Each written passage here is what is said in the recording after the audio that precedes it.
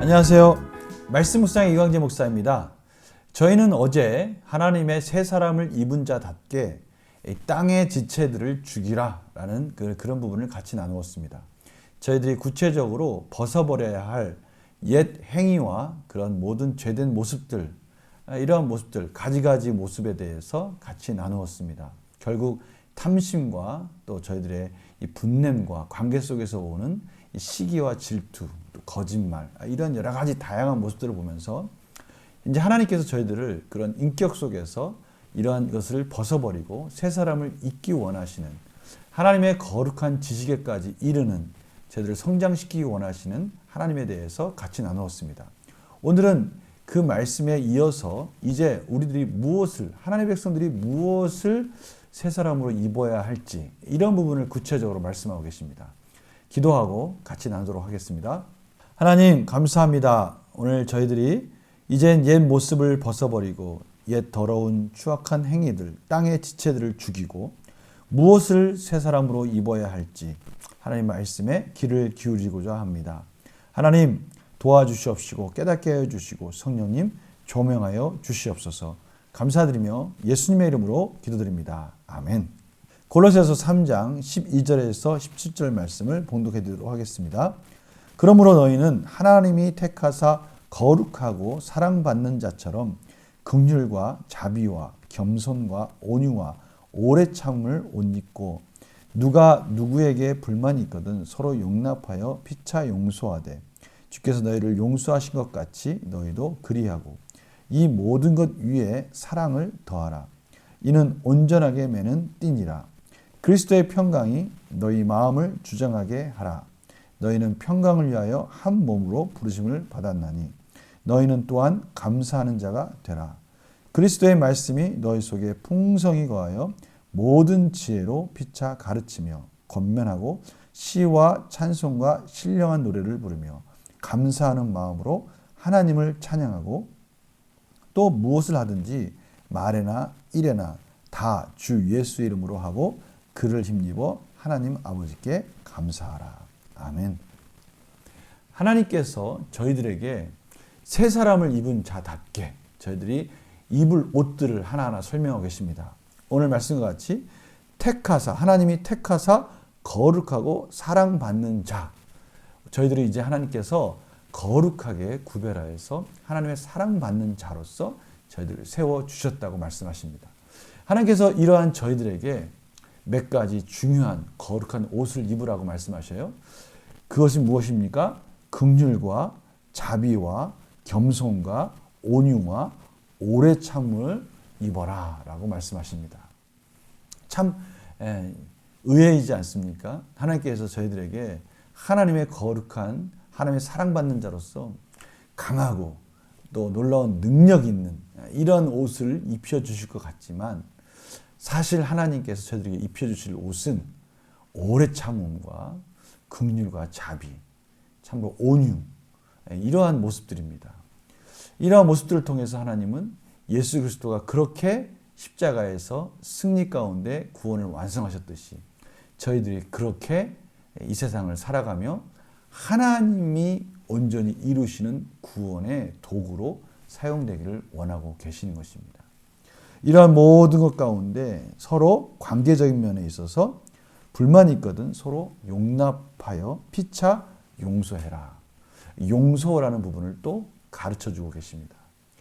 우리가 이 용서받은 자로서 예수 그리스도께서 죄인된 우리를 무조건적으로 용서하시고 십자가의 사랑으로 안아주셨듯이 베드로를 안아주셨듯이 모든 하나님을 핍박하는 자를, 하나님을 대적하는 자를 예수 그리스도의 죽음으로 용서하며 안아주셨듯이 이제 저희들도 그렇게 서로를 용납하고 용서해야 된다라고 말씀하고 계십니다. 또 이러한 것 중에 사랑을 더하라 라고 마지막으로 말씀하십니다. 사랑을 통해서 이 모든 것들을 온전하게 하나의 띠로 묶으라 이렇게 말씀하고 계세요. 이는 온전하게 매는 띠니라. 이 모든 것들을 완벽하게 하나로 묶어주는 정말 뺄 수 없는 그 소중한 그 완전하게 묶어주는 그것이 바로 사랑이다라고 말씀하고 계십니다. 이러한 관계 속에서 예수 그리스도의 평강이 우리 교회를 한 몸으로 한 지체로서 그렇게 만들어 주신 것에 감사하며 끊임없이 열심히 노력할 게 있는데 그리스도의 말씀을 우리 가운데 풍성히 거하도록 지혜로 피차 가르치고 권면하고 시와 찬송과 신령한 노래를 부르며 이것도 마찬가지입니다. 시와 찬송과 신령한 노래도 하나님의 말씀을 가르치는 도구로서 하나님께 영광 돌리는 도구로서 이런 것들을 충분히 활용하면서 하나님께 감사하는 마음으로 찬양하라라고 말씀하고 있습니다. 그러나 이런 모든 것이 가능한 것은 이 모든 것을 가능하도록 베풀어 주시는 예수 그리스도의 은혜, 예수 그리스도의 이름으로 이러한 일들을 함으로 인해서 하나님께 영광을 올려드려야 된다라고 말씀하고 계십니다. 오늘 이러한 것들을 통해서 이런 것들은 아닙니다. 거짓 교사들을 용납하고 용서해주고 이런 차원이 아닙니다.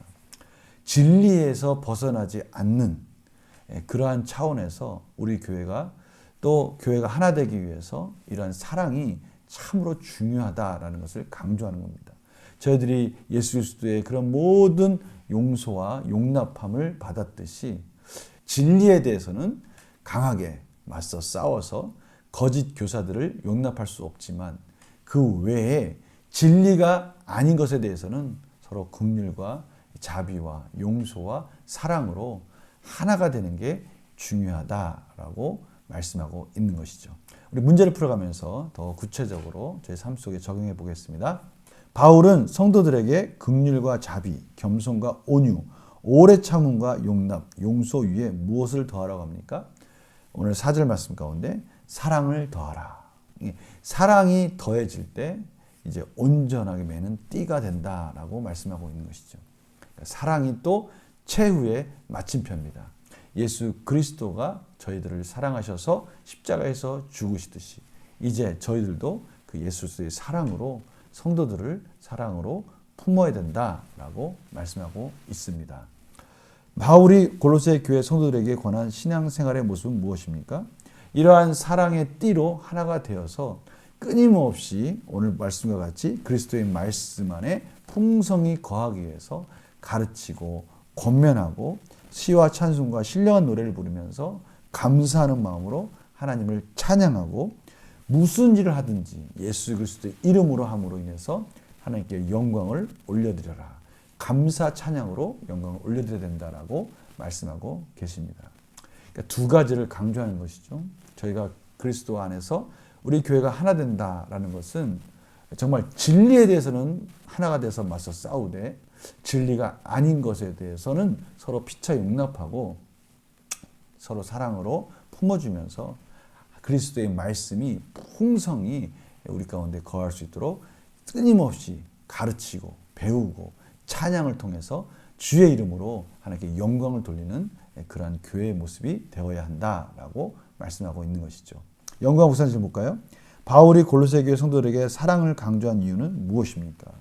무엇보다도 이 사랑이 최후의 이 교회를 묶는 띠이기 때문에 그렇습니다. 사랑으로 말미암아 모든 성도들이 서로 용납하고 또 피차 용서하고 이러한 관계 속에서 오래 참고 견딤으로 인해서 사랑 안에서 온 교회가 하나 되기 원하는 하나님의 뜻을 지금 바울을 통해서 전하고 있는 것입니다. 느낀 점 볼까요? 교회 공동체 안에 모든 가치보다 사랑을 가장 강조하는 바울을 보면 무엇을 느낍니까? 참으로 이러한 바울의 가르침, 하나님께서 바울을 통해서 가르쳐 주시는 교회의 가장 소중한 것, 그것이 저희들이 생각하는 것과 좀 다를 수 있다는 것이죠. 오늘 하나님께서 사도 바울을 통해서 골로새 교회에게 주시는 말씀을 통해서 다시 한번 혹시 저희들이 놓치고 있는 게 사랑이 아닌가라는 부분을 생각하게 합니다. 또 이런 부분을 실질적으로 많이 놓치고 있는 그런 마음 속에서 하나님 앞에 다시 회개하면서 내가 하나님의 사랑을 실천하기 위해서는 어떻게 또 어떤 노력을 해야 할까라는 부분을 다시 한번 깨닫게 됩니다. 저희가 생각할 때는 참 많은 것들이 중요하다고 생각할 수 있어요. 그러나 가장 중요한 것은 하나님께서 사랑이다라고 다시 한번 말씀하고 계십니다. 따라서 결단과 적용도 바로 그 부분입니다. 내가 공동체 안에서 사랑이 부족해 지체에게 상처를 준 적이 있다면 언제입니까? 그렇습니다. 저희들은요, 한다고 하지만 또 사랑을 실천한다고 하지만 여전히 부족하고 연약해서 저들의 사랑이 부족함으로 인해서 상처를 준 또 성도님들이 계실 것입니다. 그래서요, 사랑의 공동체를 위해 내가 결단해야 할 것은 무엇입니까? 제가 오늘 말씀을 통해서 끊임없이 다시 한번 사랑을 점검해야 되겠다라는 것을 깨닫게 됩니다.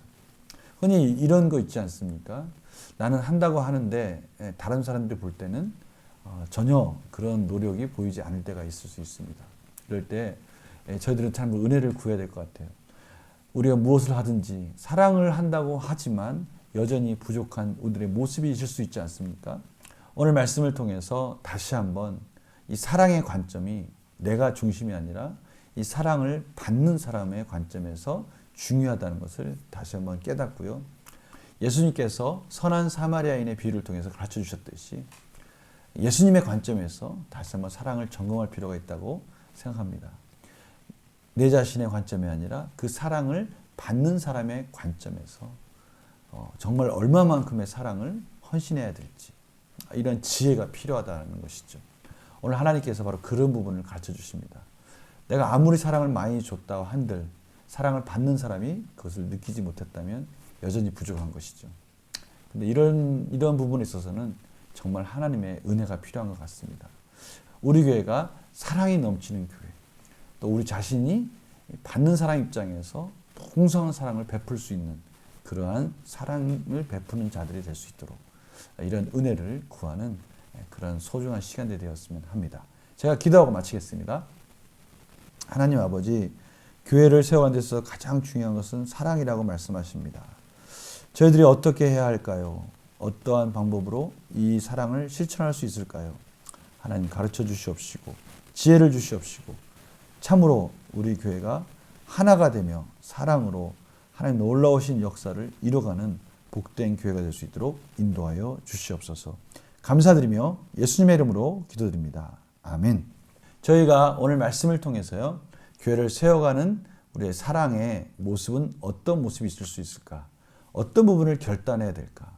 사랑을 주는 자 입장이 아니라 받는 자 입장에서 무엇을 나의 삶 속에서 바꾸어 가야 할까?